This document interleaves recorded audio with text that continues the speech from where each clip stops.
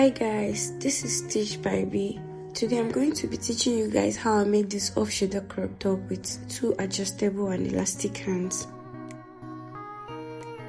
I started by cutting my fabrics with the largest measurement of my upper body, that's my bust. You can use your own upper body highest measurement. It can actually be your waist. Then for the length, I choose the perfect length I want my crop top to be. This should be the choice of you or your customer. Then for our full body measurement, this is an off-shoulder crop top. So we're going to be taking our measurement from 5. So from the 5, we're going to measure our chest line, our bust, our under bust, our waist, and the remaining part, which is going to serve as our hip part. If you look closely, you will notice that while I was trying to stretch this line, I noticed that the chalk I was using wasn't accepted by the fabric, so I have to change it to a yellow chalk that will actually show on the fabric, but it's not really coming out well, but I hope you manage it and see it clearly. After this, we have to start taking our body circumference measurements. We start by taking our shoulder measurement divided by 4. This particular place I made a mistake. I'm supposed to go in by 2 after taking my shoulder measurement divided by 4, so I later adjusted my mistake later.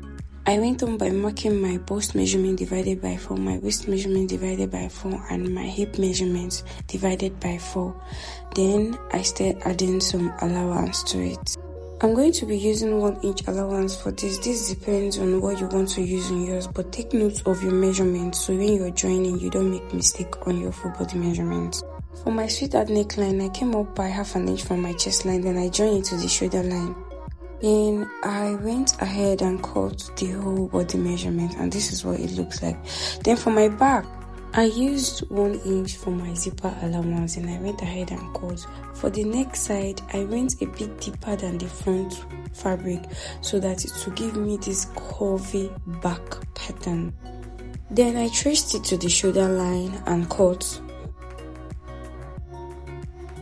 Then I cut my back pattern on the zipper side. Now I went on by cutting a facing for both the front and the back, folded as seen. This is a way I cut my facing for my off-shoulder tops. Then after that, I moved to the sewing machine and stitched the down part of both facings.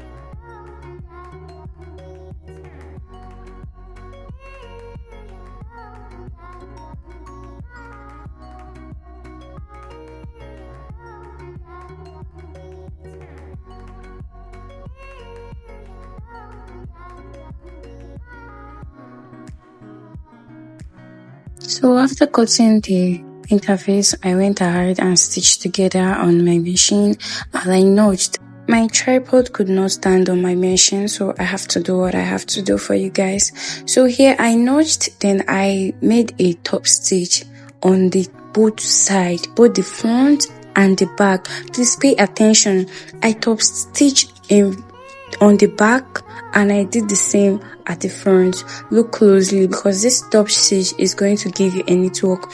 If you still don't want to do it this way, you can as well use a hemming gun. So here I folded my sleeves so I can pass my elastics through them. Remember, for my sleeve measurement, the length is 44 and the width is 11. So I went ahead on placing the sleeves together with the front piece to get my armhole. This is the easier way I do it whenever I'm doing my off shoulder. So I do the same to the front and the back. I go ahead and cut my elastic for my sleeves. The upper part is 8 inches and the down part is 10 inches. You can go ahead and use your own measurement preferably because my own was tight after everything. Then I use my pin to pass the elastic through the sleeve, both the upper side and the down part. Please, when you're doing this, take it easy to avoid hurting yourself with the pin, and also be mindful of what you're doing because at the stage here I got stopped. I have to even go off camera and fix myself by loosening that particular part. So you be careful when you're doing yours to avoid any obstacle.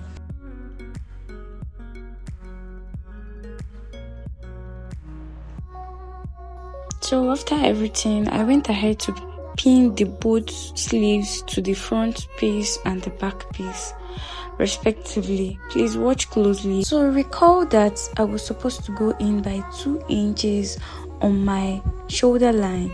So I made my correction and I did same on the sleeves. It's so easy, just place your front and back piece and take your measurements and do same to the sleeve. So I went ahead on adding my zip part to the back. Then after then, voila, this is my top. So for this band you're seeing here, I used 4 inches, which when you divide it will be 2 inches. So I used it to create this band and I added it to the top, and this is your top is ready. My zip color is baby pink. Thank you guys for watching and see you on my next video. Bye.